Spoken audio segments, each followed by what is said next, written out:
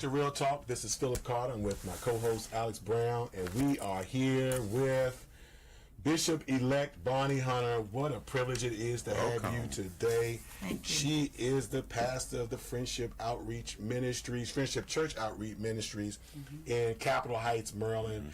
But I have my own personal testimony from Bishop Hunter. She has just been a blessing to my life. And one day, I've been in your church several times. But one day I was at your church. I believe Pastor C.L. Long was still living. Yes. And I sat on the front row, and you just randomly got up and you looked down and you said, "God's going to make all your dreams come true." I'm not sure if you remember ever telling me that. Yes. But and He has made all of my dreams come true. God. Wow. You know what I mean? Okay. One thing about a prophet is the truth. Hallelujah. So you are really a true prophet of God, and I want to thank you. And you've been a mother to so many in this area. You've been, a pastor to so many, and people are, and you're one of the most well-liked people I know in this area too. You know, I'm gonna say something about you I don't say to many people. I was thinking about it. You are one of the pastors that musicians speak well of. Oh. Now that's powerful. That's something. That's God be something. the glory. To God be the glory. But get into your life, and you've been preaching for some time. Everybody has a different story about how they got started. So talk to us about how you got started. Well, I started out with my dad, my father's church. Church's name was Greater Friendship Church. And I worked diligently with him, and it's something he saw in me and felt that God was going to be using me. But we were limited in how we were used because we were raised that women weren't to preach. So I felt the Lord calling me into the missionary because the limitation of how we were taught was the open door was a missionary. Right. So I, sought the Lord, and the Lord was calling me, and I said, "Lord, me?" I said, "You calling me?" And so the Lord, said, "Yes, I'm calling you." And I began to make excuses like Moses. Right. And I answered a call as a missionary because really it should have been a minister's call. Right. But we weren't to be preachers. We haven't gotten there. Right. So I had to kind of hear on that level. But I answered that call, and I walked into my missionary work, and I love souls. I love working with souls, loving to see deliverance and people get saved. It's my passion. And so I worked my way up there, and then times when we had to give a message, we would preach. Uh-oh. But when I say preach, anytime I got a little too high, they said, "You're preaching." Is that right? Yeah. Oh, my God. Pull your coattail. Bring it back. And I'm like, okay. But that's how the Lord began to open up doors, and I began to go out and minister. And I was actually preaching, but wherever I went, and they didn't believe in women preachers, we had to preach from the floor. And I said, "Just give me a mic. That's all I need was a mic, and I'll just bring forth the word of God." So I stayed humble and honored, the house rules. And of course, the rules were the same in my house until the Lord gave my father, Bishop Zenobi Davis, the revelation that women can preach. And so that's kind of how it went. But I did not do anything. Still in the same missionary mode, evangelist, going out to preach, so they say. And until the Lord called him to shut his church down. Wow. And when he closed his church, that's when the Lord began to speak loud. Right before he closed it, he was calling me to pastor. And so I went to my pastor and I told him about it, and he said, "You got to be crazy." I said, "What do you mean?" He said, "All that you seen me go through and you trying to pastor?" I said, "Well, the Lord called me." But in that calling, it was a wrestle because I didn't really give God a yes because of my indoctrination of not believing in women pastors. So when the Lord was calling me, I was rebuking the Lord. I thought I was rebuking the devil, but I was rebuking the Lord because it was him that was calling me. So I was going around to other preachers and said, "How did the Lord call you?" And they began to have similar stories of how the Lord was calling me. So I said, "It got to be the Lord." So I gave the Lord a yes. And as soon as his church shut down, the Lord said, "It's time to go." I did not have any credentials. I was not ordained. Wow. I stepped out by faith. Okay. And the Lord showed me where to go. I opened up a telephone book, yellow pages in my office. I was working for mental health. That's when the yellow pages was still. Yeah, yellow pages. And the Lord directed me to United Methodist Church and said, "Go talk to the pastor." I went to talk to the pastor. with no credentials. I told him what the Lord had said. He said, you know what, I'm going to give you an opportunity. And he opened the doors of his church on Bowen Road Southeast. And that's where we started our ministry. And from there, it's been onward, forward. And the Lord has been adding to the church daily, such as should be added. Wow. On and popping. So I didn't have a covering, but Jesus said, I'll be your covering until I show you the way. Because there was still people fighting against women at that time. Right. But God has been faithful. And how long have you been pastoring the church? 22 years, it'll be 23 years this year. 23. 23 I ain't years. but 24. You been okay. Wow. God's been good. And so, you Yes. know, I'm 42, and so I grew up early years hearing about women and the whole issue about women preachers and all that. And so how do you answer somebody at this point who still feels like that women are not supposed to preach? Well, I have to answer what I tell them. I said, listen, knowing the voice of God is really important because man can be confused. Because, you know, you could be preached and taught something that is not really biblical, and we get stuck in some of these scriptures and we limit women, hold them back.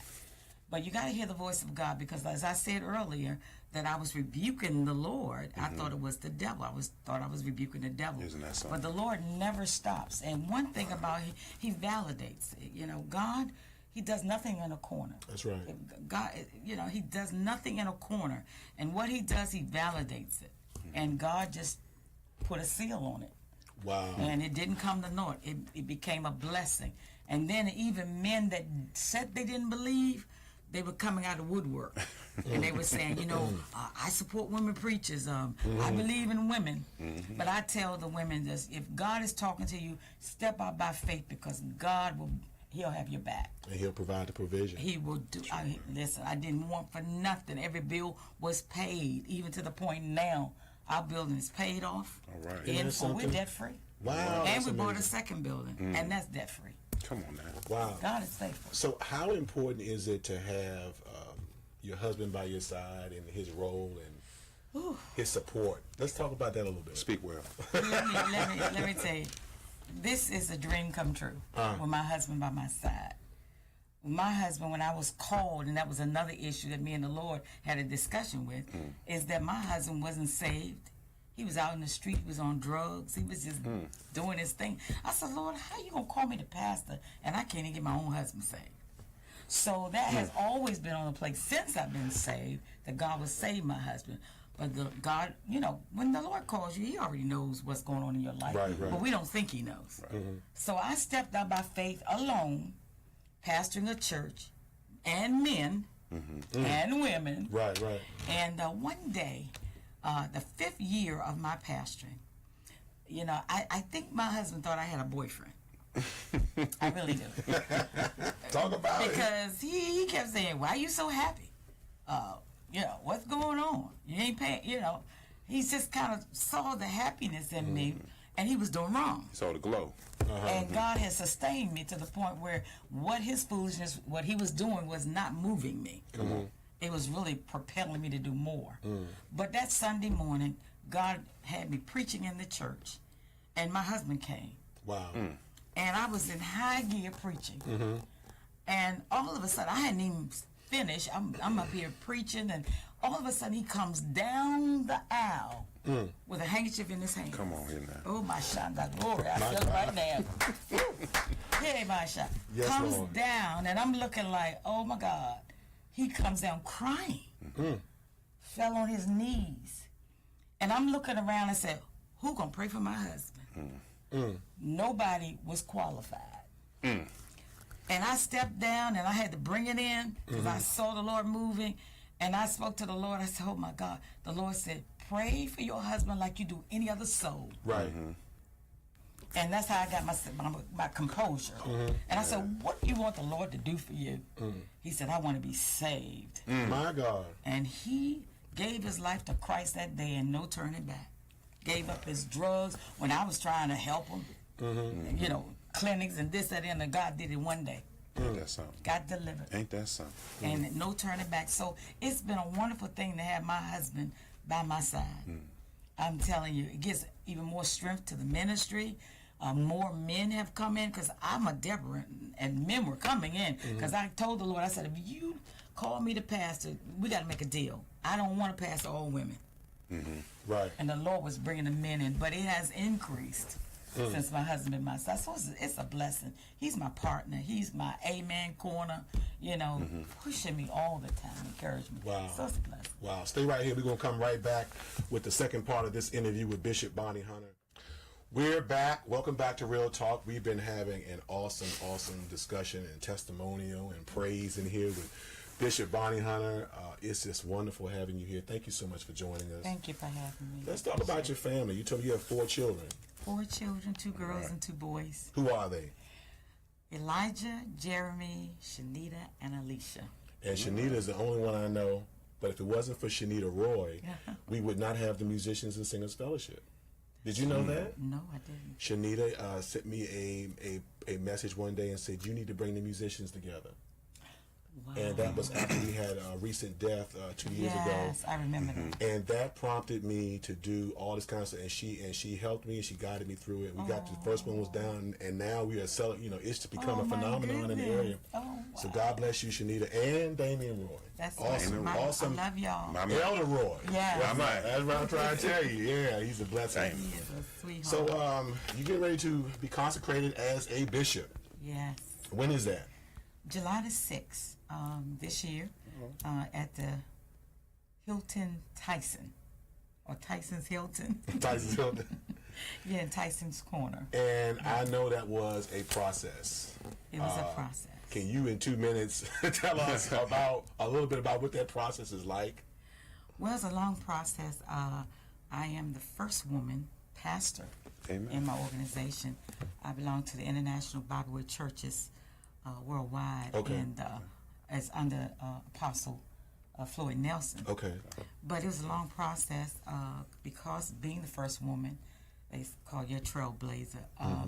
Then I became the first district elder, which is an overseer of churches, and never asked for this office. But I was so many pastors I was birthing out of the ministry, and we have 15 pastors now.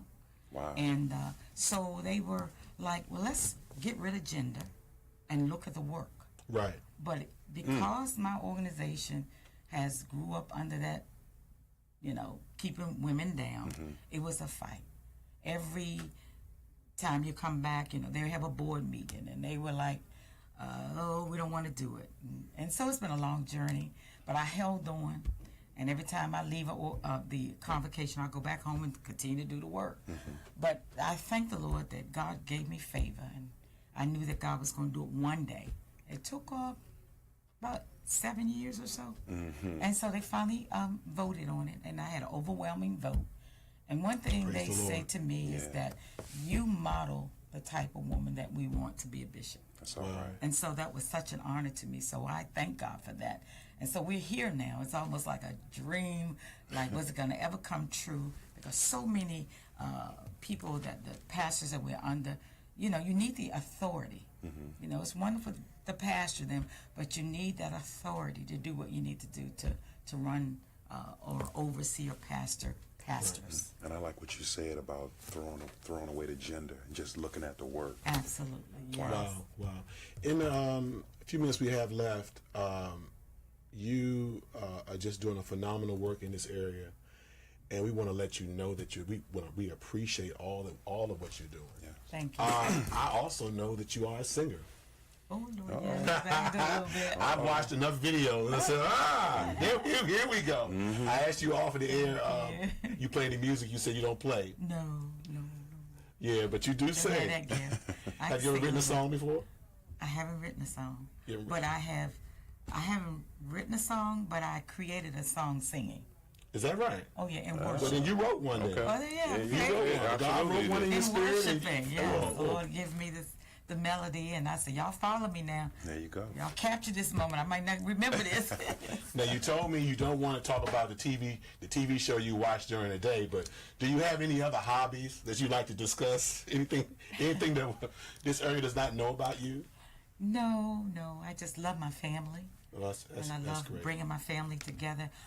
I bring my family together, sisters and brothers, mother and father, and my family, my husband. And then I always try to do that because when I was young, coming up in church, it was church. Right. So we got to balance it. So I take time, go on vacations as a family. It's about balance. My sisters, brothers, their children, we all rent a space and we all just enjoy a week away just to enjoy the family and keep us together. Okay. Thank you so much for being with us. Thank you. We really appreciate it. Thank you so much. This was an honor. Thank you, Shanita, for allowing her to come here. Love you, Shanita. and God bless you to all your children. Oh, my blessing. And your wonderful husband. My wonderful husband who's sitting outside, but I love him. We'll be back. For more information on how to become a guest on Real Talk with Phillip Carter, or for general inquiries, please email us at realtalkwithphillipcarter@yahoo.com. Tune in next Monday for another edition of Real Talk with Phillip Carter.